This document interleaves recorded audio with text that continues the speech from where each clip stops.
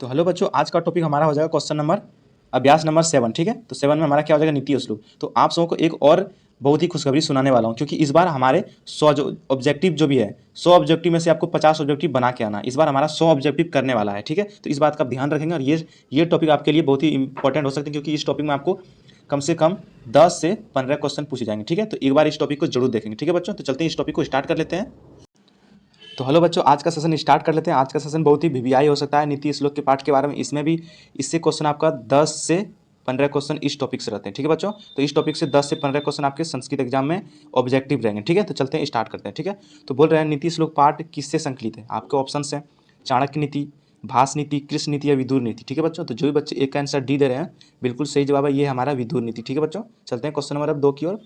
तो question number 2 क्या कर रहा है, नीति श्लोक पाठ किस ग्रंथ से लिया गया है। ठीक है, तो नीति श्लोक पाठ हमारा किस ग्रंथ से लिया गया है, महाभारत, रामायण, काव्य मीमांसा या मेघदूतम। ठीक है बच्चों, तो ये क्वेश्चन आपके लिए इंपॉर्टेंट हो सकता है, आप एक बार देख लेंगे। ठीक है, तो इसका आंसर हो जाएगा हमारा महाभारत से। ठीक है, तो नीति श्लोक कहाँ से लिया है, किस ग्रंथ से, महाभारत से लिया गया है। ठीक है बच्चों, चलते हैं क्वेश्चन नंबर 3 की ओर।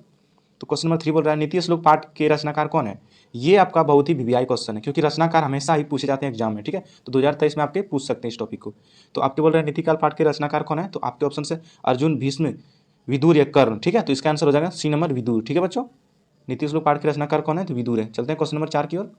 तो क्वेश्चन नंबर 4 बोल रहा है हमारा नीति श्लोक पाठ में कितना श्लोक है। ठीक है, श्लोक है, ये भी आपका वीवीआई टॉपिक है, वीवीआई क्वेश्चन आपके लिए। ठीक है, 5, 10, 8 या 6। तो आप जानते हैं, तो कमेंट बॉक्स में कमेंट करेंगे। ठीक है इस, क्योंकि कमेंट करेंगे तभी आपको ज़्यादा देर तक याद रहेगा। ठीक है, तो 4 का हो जाएगा हमारा 10। नीति श्लोक पाठ में कितना श्लोक है, तो वो है 10 श्लोक। ठीक है, तो चलते हैं क्वेश्चन नंबर 5 की ओर। तो बोल रहा है क्वेश्चन नंबर 5 क्या बोल रहा है, विदुर किसके प्रश्न के उत्तर देता है। ठीक है, विदुर जो हो किसका प्रश्न का उत्तर देता है। ठीक है, युधिष्ठिर, भीष्म, कृष्ण या धृतराष्ट्र। ठीक है, तो इसका आंसर हो जाएगा डी नंबर, धृतराष्ट्र। ठीक है, ठीक है बच्चों, चलते हैं क्वेश्चन नंबर 6 की ओर।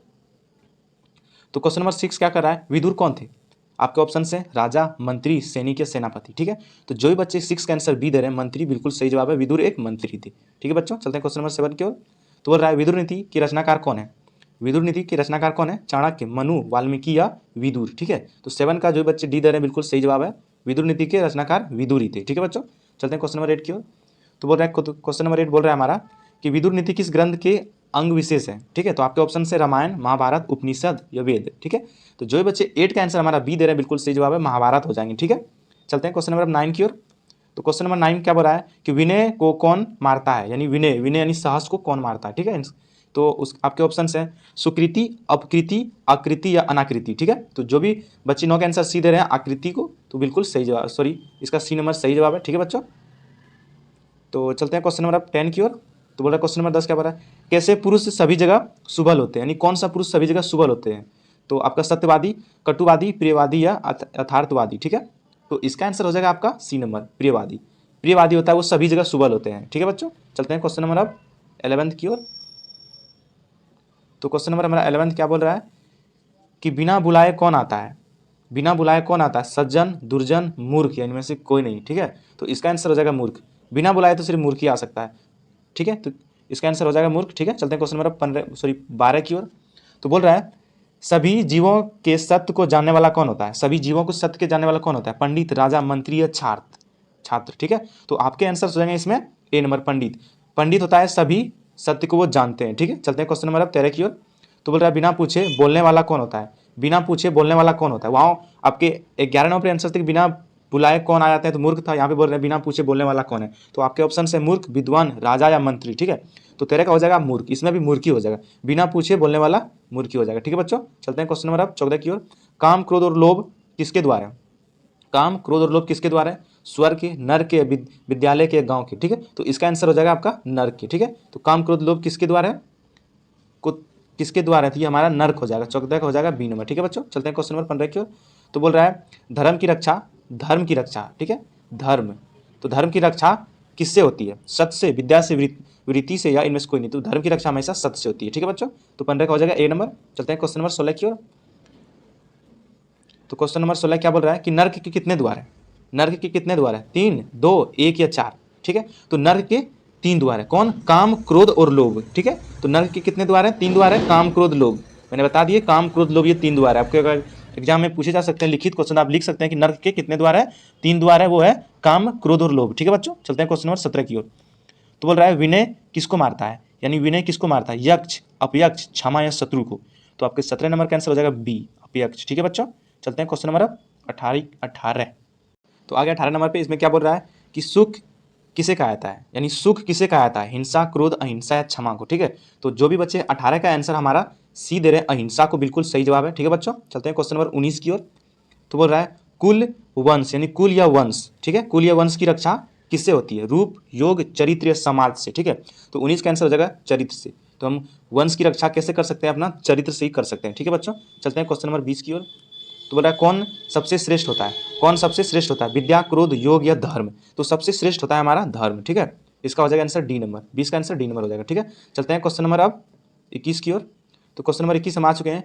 दोस्त कितने हैं? दोस्त कितने हैं? 4, 6, 5 या 3। ठीक है, तो जो भी बच्चे 21 का आंसर 2 दे रहे हैं बी। ठीक है, तो दोस्त कितने हैं? तो दोस्त हमारे 6 दोस्त हैं। ठीक है बच्चों, चलते हैं क्वेश्चन नंबर अब 22 की ओर। बोल रहा है घर की लक्ष्मी कौन होती है? धन, स्वर्ण, स्त्रियां या पिता? तो धर्म घर की लक्ष्मी होती है हमारा स्त्रियां। ठीक है, तो इसका हो जाएगा सी नंबर 22 का। चलते हैं क्वेश्चन नंबर 23 की ओर। तो 23 नंबर क्या बोल रहे हैं कि पराक्रम, पराक्रम से किसका नाश होता है? पराक्रम से किसका नाश होता है? अधर्म, धर्म, क्रोध या सत्य का। ठीक है, तो जो भी बच्चे 23 का आंसर ए दे रहे हैं बिल्कुल सही जवाब है, इसका हो जाएगा ए नंबर। ठीक है, तो चलते हैं क्वेश्चन नंबर अब 24 की ओर। तो बोल रहा है क्वेश्चन नंबर 24 बोल रहा है हमारा सुंदर, सुंदर आचरण किसका नाश, सुंदर आचरण से किसका नाश होता है? धन, कुल लक्षण, सत्य, औन्नत्य। यहाँ पे असत्य होना चाहिए। ठीक है, तो आपके ऑप्शंस कुछ इधर आए, तो 24 का आंसर हो जाएंगे बी नंबर, कुलक्षण। ठीक है बच्चों, 24 का हो जाएगा बी नंबर।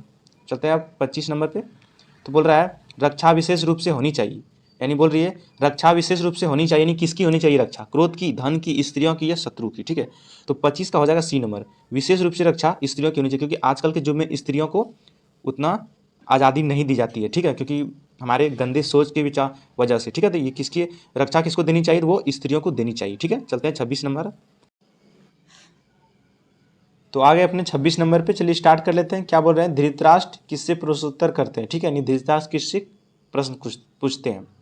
तो बोल रहे हैं भीष्म से, विदुर से, कृष्ण से या दुर्योधन से। ठीक है, तो जो भी बच्चे 26 का आंसर हमारा बी दे रहे हैं बिल्कुल सही जवाब है, ये हमारे विदुर से पूछते हैं। ठीक है, इसका आंसर हो जाएगा बी नंबर।